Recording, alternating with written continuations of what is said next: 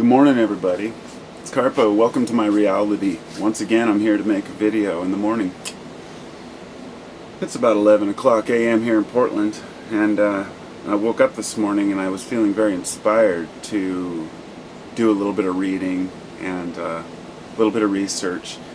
And the morning is my time for that. It's my time for education and emotion. May sound strange, but I get my most emotional states in the morning quite often. I laughed and cried before I even talked today. And that was kind of one of those laughing to yourself about something that you're reading or just a thought that you had, you know. Those are some of those keys to life, you know, those moments. Those are the moments of, you know, if there was ever an aha moment, it would be the ha-ha moment. I guess that's the only way I could really put it. And that's what we yearn for, you know. And so I go through these, you know, phases in my life like everyone does, and might shift towards one direction or another, but generally I always come back to my path. And there are a few things in life that make me really, now I don't mean there are few things in life, there are a few things in life that whenever I revisit, they bring forth a lot of emotion and a lot of understanding. One of them is when I'm working with the Bhagavad Gita. And this morning I woke up and I grabbed this book off the shelf. It's Paths to God, Living the Bhagavad Gita. And it's by Ram Dass. And I wanted to share a little bit of this with you because I've read this over a period of years, just bits and pieces here. This is how I do reading. I don't read a book and then put it down and be done with it. That's, you know, to me, serves no purpose. I will read a full book, but I'll put it down and I'll pick it back up and read it again later. But in here, whenever I come across something that really just makes me laugh, I want to share some of the things that I have come across. And I was reading about, we were talking about reincarnation and dharma and existence, and I don't much, I guess if I were to say that I have a philosophy, it would be the Eastern philosophy, the laughable Zen type philosophy about life. But he was talking about people sharing and doing things for the good. When the line has dissolved between me and you, when they become merely just a part of you, when the people who are suppressing and oppressing you become a component of yourself rather than being a separate person, things are seen totally differently, which is why I have an easier time pointing the finger at myself than I do at others, because I know that any reflection I see in society of a shortcoming is a reflection of this microcosm within myself. And that's the best way I can explain it. He was talking about his dad, and his dad was a materialist, a lawyer, you know. And he was telling a story. He says he had just put out some records. Ram Dass had just printed a bunch of records out, and his father says, "My father says to me, I saw those records you put out. They look great, but I can't understand. Why are you selling them so cheaply? You're selling 6 records for $4.50. You could probably get $15 for those records. Well, 9 anyway." I said, "Yeah, Dad, I know, but it only cost us $4.50 to produce them."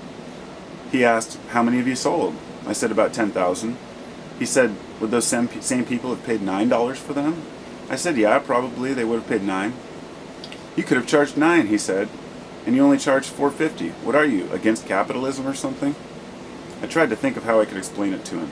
My father was a lawyer, so I said, "Dad, didn't you just try a case for Uncle Henry?" He said, "Yeah." I asked, "Was it a tough case?" "Oh, you bet, very tough," he said. "Did you win it?" "Yeah," he said, "but I'll tell you, I had to spend a lot of time on the damn case. I was at the law library every night. I had to talk to the judge, a very difficult case." I said, "Boy, I bet you charged him an arm and a leg for that one." My father used to charge pretty hefty fees. My father looked at me as if I'd gone crazy. He said, "What? Are you out of your mind? Of course I didn't charge him. Uncle Henry is family."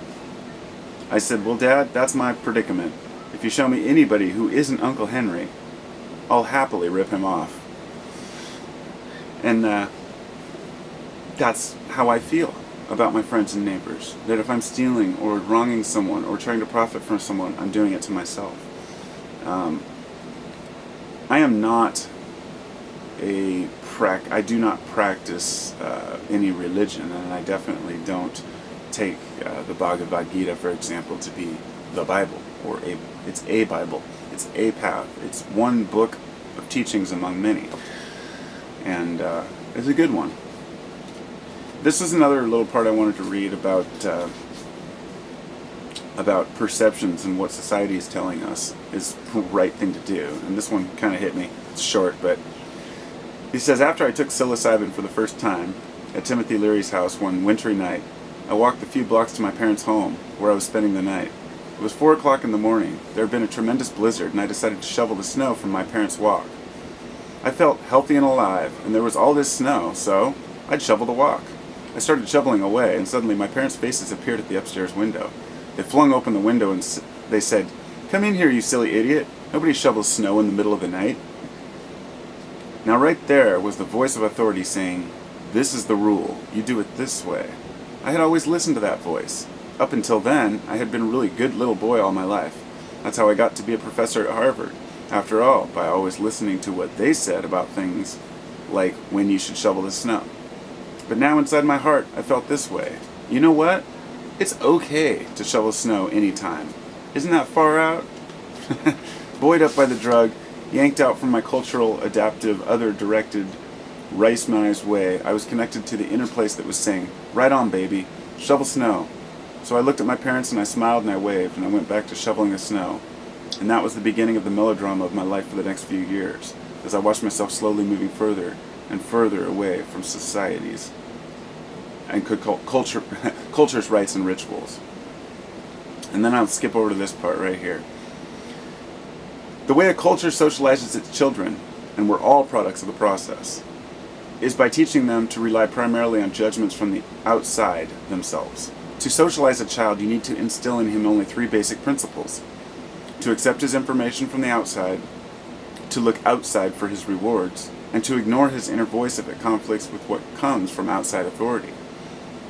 That's the way you train your child to be a member of a society, so that when mother says do this, you do it, even if your heart it doesn't feel right. If you get good enough at doing that, you become a success in the society. If you don't, you're an outcast.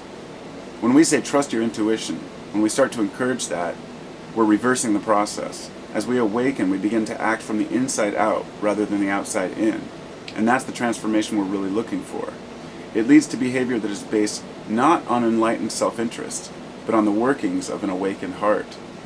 Awakening is like moving from one plane to another in the flow of consciousness. And at times it may seem that we're being forced to go against the current of the old plane in order to come into some deeper harmony with the new one. And I'll just leave it at that. There's more, but that was the point. You're shifting on a boat, you know. You're moving forward, you know. It's like they say, some people will say 1 step forward, 2 steps back. I'd say it's more like, or maybe for me it's 2 steps forward, 1 step back, I guess. Maybe that's the way it goes. Whatever. You move forward and then you get sucked back into reality. Wait a minute, you jumped ahead too quick. Maybe you moved forward too quickly into, in other words, let's say you go from being a complete materialist to saying, I just want to be enlightened. And all of a sudden you say, I'm going to abandon all my material goods. I'm going to move out in the world and I'm just going to do what I do. That doesn't work. It takes training. It takes time. Not training of, it takes training of the mind and of the psyche to accept that, to where you're not still attached to what you used to have. If you give up everything and decide, I'm just going to wander the world and give up all my worldly possessions, and then as you're traveling, you tell people about this. Hey, I gave up all my worldly possessions to travel. You are still attached to those worldly possessions because it's still in your conscious mind. Those things made a difference to you. Therefore, for giving them up, you want to tell everybody, look, my ego, look at what I've done. I've given up everything. Look at me, I've given up my ego. This is it's a circle. It's a laughable circle that most people who have delved into these realms figure out, that abandoning ego is the essential key, yet not leaving who you are because you're an individual. In other words, if we abandon ego to become homogenized, there's no point in individuality. And each of us is seeking in our own way. And so this is why, rather than looking at a world of hostile, angry people, or people trying to get what they can get, and businessmen being greedy and selfish, I see a world of children, child minds. That there's this idea that we reach an age of maturity that doesn't exist. Maturity is a state of mind. Maturity is something that a child may have and lose as they grow into society. We know that's not completely true. You can't just let people run around and do what they want. But what if we did? What would happen? You know, a lot of people say don't teach your children this or that, or let them do what they're going to do. Animals bite their children. Animals knock their children down when they're not doing the things right. But they let them get out and explore and hurt themselves because they have to experience the world themselves. And that's how we are with our kids. We can't sit there and tell them, don't do this because this might happen. Don't do this because this might happen. We just have to let them experience it and just cringe and hope they don't get too hurt. And remember that they're not our children, okay? But they're children of the world. That just because we gave birth to something, and it does not mean that we are in control of that thing. It's a free spirit, in essence, you know, a human.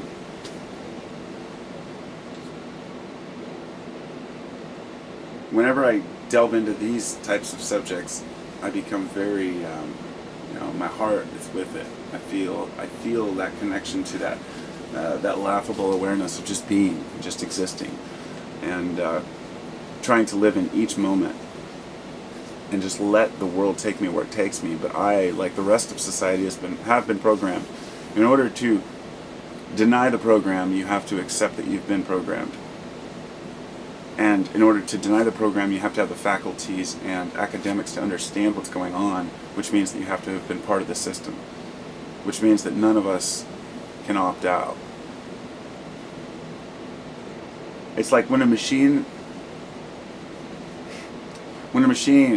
isn't acting right, isn't working right, it's easy to want to kick the machine. But cooler heads prevail. You get in there and see what's wrong and you repair that piece, and then it runs fine. I think we're kicking the machine. Anyway.